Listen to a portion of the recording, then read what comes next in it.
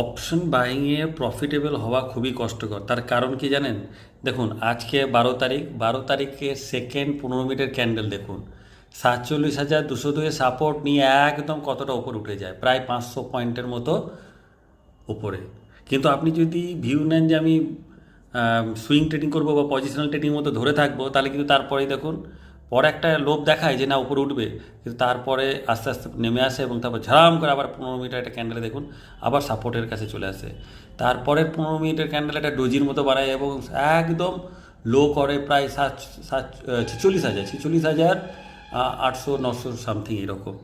তো এখানে আপনি কল সাইডে যান বা পুট সাইডে যান, আপনার অবশ্যই স্টপ লস হিট হবে। তাই এক্ষেত্রে আপনাকে সজাগ থাকতে হবে। আপনি যাতে তাড়াতাড়ি বেরিয়ে আসতে পারেন সামান্য প্রফিট নিয়ে, পয়েন্ট নিয়ে, তবে আপনি কিন্তু এখানে টিকে থাকতে পারবেন। আর আপনার ক্যাপিটালের 10% 20% বেশি ইউজ করা যাবে না।